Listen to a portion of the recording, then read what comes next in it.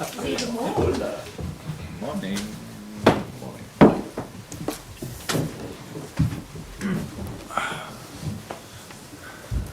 Hello everyone, welcome to the pre-Arsenal press conference.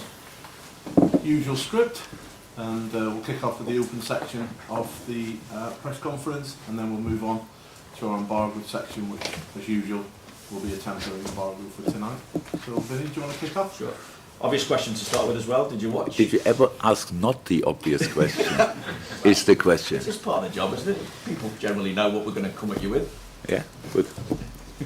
What was the question? Did you watch Manchester City last night? What does it do for the mood when you see them held to a draw ahead of what's a big game anyway against an informed Arsenal side? And obviously you've got that incentive now to cut their lead at the top down to 1 point. City's lead, that is. Yeah, I watched it for exactly 65 minutes. So, for analyze reasons, believe it or not. Just have a look, what are they doing. I don't have very often time to watch games in real time, so when they're really happening, I would watch it back and stuff like this. This game was a good watch, but after, I thought Crystal Palace did really well, but City did really well as well, just in finish situations off, and the last, what was it then, 30 minutes or whatever, no, I didn't watch it. So I got, at some point, saw the result, and was surprised. Does it impact the mood though ahead of this game against Arsenal when you see your nearest rivals dropping points? Why should it? It would impact the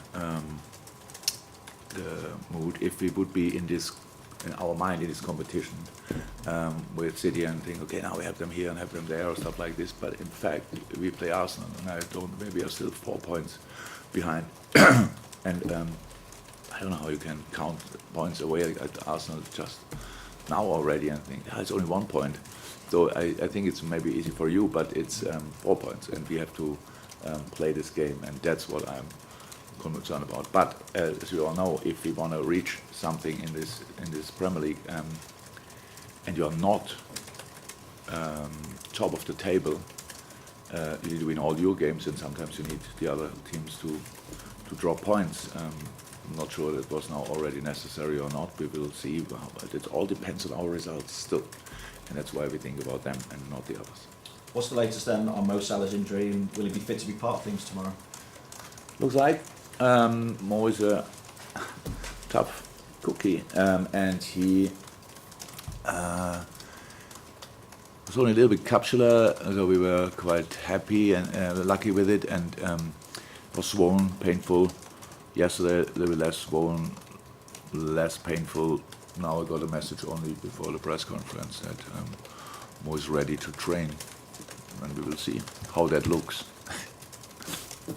Finally from me, and just on Mo once again, after we spoke about his contract on Friday, his agent tweeted 7 laughing emojis. Now, I don't know whether you're aware of this, are you? Did you take it as a response to what you'd had to say, and therefore does it impact negotiations at all? Have you heard any more as to where negotiations are at? I'm not on Twitter, another good reason for that. But Feynman is in a good mood, but you said in the beginning, I spoke about that. And actually, I shouldn't have. I don't think I said anything. It was absolutely, it was like it is, but you got me in the trap or whatever. All of a sudden, I created headline. The last thing I want to do in press conference is create headlines. And again, you just asked the question, I gave such a long answer. And yeah, no, but it's all fine. And I don't know about any kind of reactions and stuff like this. But that's not what I'm concerned about. It's just, I think that it's how it should be in a moment. The indecisive parties are in contact, and the rest we will see. Hi Jürgen. 8 Premier League wins in a row. You've only conceded 2 goals in that time. How strong do you feel you are defensively, and how important is that for your title hopes? It's the basis for everything. Whatever you want to achieve in football life is based on defensive discipline, on the attitude the team puts in, because you only can win whatever if you are consistent. If you want to be consistent, you have to defend with all you have, and everybody has to be involved in that and all these kind of things. Otherwise, it's not possible. So I consider myself as a positive person, but with our football games, I'm quite critical, to be honest. So I always think we could have done here better, and it's true. We anyway can do better everywhere. But when someone tells me we conceded 2 in the last 8 or whatever, then I think immediately, okay, what was the mistake when we conceded these 2 goals? So it's still possible, and I know how good Arsenal is in the moment, and we shouldn't think about the defensive record we had. We should think about the defensive record for this game, and to defend them, we have to be really in a really good moment, because they are obviously they won as well a lot of games. I'm not sure 5 at least, if not more. They are much more rested than we are. Obviously, we are in a very intense period. I heard now that we played, since we met last time, 12 games. They played 6. Oops. You feel all these games. That's how it is. We try to fix it with making changes, but all the players had rest and stuff like this. So it's a tough one tomorrow night, but we are still looking forward to it. I'm really looking forward to it. Mikel is doing obviously an incredible job there, and you can really see week by week, month by month, the development they are doing together, and that's really impressive. And so, yeah, we have to be ready, but I sense we will be ready. Yeah, Mikel Arteta has been given the time to build something at Arsenal, and they look like they're becoming a force to be reckoned with again in the Premier League. Look how smart that is. You have the right guy, give him time, and you can get the benefit of it, and that's what obviously is happening there in the moment. So, yeah. Just in terms of the title race, 8 wins in a row suggests you are going to push Manchester City all the way. Do you feel that? That's the plan. That's the plan, of course. So that we keep being as annoying as possible. But it's like it's. I said we have to win our football game, so that doesn't happen. I say it here. So, and you know it anyway. So why should we say no? That's now not our cup of tea. No, of course we are very ambitious and very determined to do great stuff. But we respect a lot how good they are, and we respect even more how good all the other teams are we face on the way there. If you tell me, if I have now not all 10 games we still have to play, but there are a few really tough ones in. Each Premier League game is tough, but a few are especially tough. One of them we play tomorrow night. And I'm sitting here and I'm thinking, and I would say we win 10 games. That doesn't sound very likely, but as long as it's possible, we will give it a proper try, I can tell you. Thanks, Jürgen. Good luck. Thank you. Julia?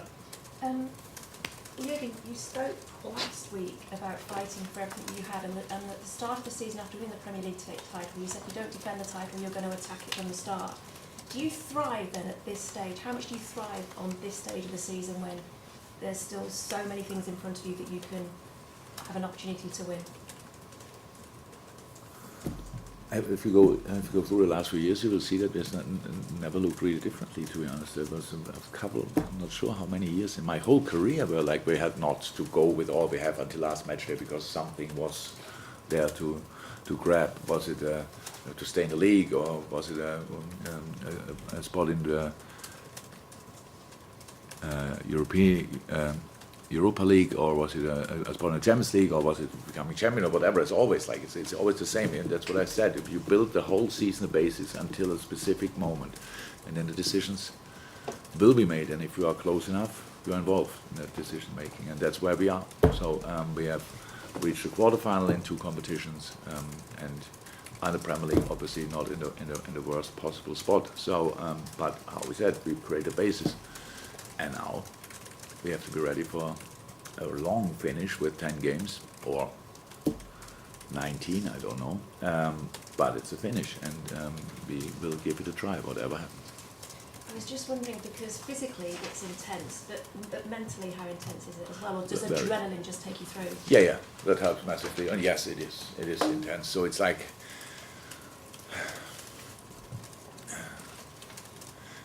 you said that we won the last 8 games. Imagine we would have lost one of them. So it's still a good run. 7 games, 1 defeat. It sounds okay, just for us.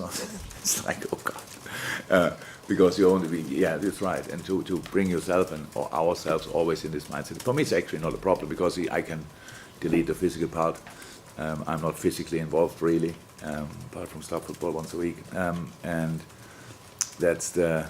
But of course, we're boys, and I know that, and so whatever help we can give in these moments, we give, and you can imagine the mood is good.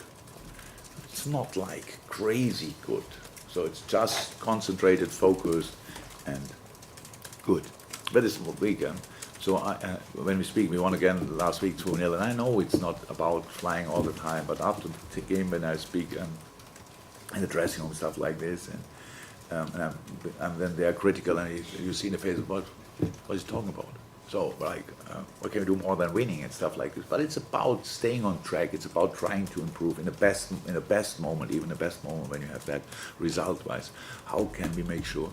I didn't like too much that how the start in the last few games when the other teams were always slightly more energetic in the very beginning. I get that teams adapt a lot to us, and they have always a different match. So we prepare a game and they say, okay, they have a playing build-up, then they play against us and they kick only long balls, or it's the other way around, and all these kind of things. So it was a specific preparation because we face very often teams who have more time than us to prepare the game. And so I accept 100% that we then have in the first 5-10 minutes we have to learn the game. So what's required today? But I still think we could do better. And that's what we try, and that's what we do, and that's how we keep ourselves in line, that we constantly try to improve things and don't think about the last result, don't think about the next result, think just about the next game and try to play your best football possible. Chris, through the other side. Hi, Jürgen. Hi. On Mikel Arteta, you mentioned earlier about him being given the time at Arsenal. What do you No, think? he said they gave him the time. Sorry. I didn't say. Yeah. But what do you think he's done in particular to get Arsenal into this position after what was a poor start to the season from them? I can't even remember their start, to be honest. I just see them playing now, and I just see that they have a clear structure, a clear idea, have how I think a really good team, like properly tuned. You can see a clear idea how they want to play football. It's possession based. Not sure about us, but in general it's possession based, and is young, full of talent, full of joy. So what you can see if you go through the lineup is an experienced striker up front with Lacazette, and then 3 very exciting young boys behind them. Then a bit more experience again on the double 6, and then a pretty young last line and a young, really good goalie. So that's already sounds. And there's Smith Rowe not even in. So on top of that, and other guys and all these kind of things. So it's really interesting. You cannot see differently. Other teams will not like it because another big name back on track 100%. But that's how it looks. And at the start of February, you called John Matip one of the best free signings in Liverpool's history, and since then, he's gone to score against Leeds, won Premier League Player of the Month of February as well, and got a great assist for Luis Diaz's brave goal at the weekend. Would you say this is the best form Joel's been in since he's been at the club? No, most obvious form for people because of the outcome of these situations. Scores, sets up, these kind of things. No, Joel is pretty consistent since he's here. When he's fit, it was always good. Can't remember. It's now not he didn't play 100% all-time outstanding games, but a lot when he was fit. And now I think it's just most obvious in the moment because of scoring and these kind of things and play of the month. It's absolutely great. Yeah, he was before in a similar shape, and long may it continue. Thank you. Welcome. Carl at the back. Very good. You always say that if you're in a position around about March, April time, you can push for everything. I'm just wondering, is there any more you can press on the accelerator at this stage, considering you've won 8 in a row already? Is there any more you could give, or the players can give? No, it's final after final after final after final after final after final what we play. Pretty much. That's how it is. That's how we prepare. That's how we set it up. That's the situation. So I see what kind of different situation could be out there. So that we are 10 points ahead or whatever, then it's like 10 games to go, and everybody tells you are through, and that's it already. Where will the celebrations be? And I'll tell you what, I feel uncomfortable. Not that it happened often in my life, but it's really uncomfortable to sit in a situation. So now everything is in front of us. Attack it, chase it, go for it. That's what we do. But we know The only chance we have, again, it's great to be in a quarterfinal, but when in a quarterfinal and you stick in a quarterfinal, it means you lost the quarterfinal. Who wants to do that? So it's only a success we go to the semi-final. Then we're on the semi-final. We want to go to the final. The final, great achievement, outstanding, last game of the season, or whenever the FA Cup will be. You lose it, and everything was. That's our life. But we want to go in this. We want to go in this direction. We want to be in and around the most decisive moments, and that's intense. But that's not a surprise, and not the first time for us. We enjoy it a lot. But on the other side, it's intense as well. So it's not an easy holiday trip where you think that you enjoy that as well. But this is obviously slightly different. You spoke about Mo's fitness. How the rest of the squad looking? Could we like see Konate back, for instance, or anybody else? Yeah, Konate, he was back. Millie and Costas stand in this moment are out, and I think that's it. Are they injuries? Costas and- No, they're ill. Neil? Yeah, again, where Arsenal are at the moment is sort of where you were in your first sort of 12, 18 months at Liverpool, trying to get back into the top four. Do you see similarities with what they're building with what you were doing? They're adding sort of exciting players, attack-minded players.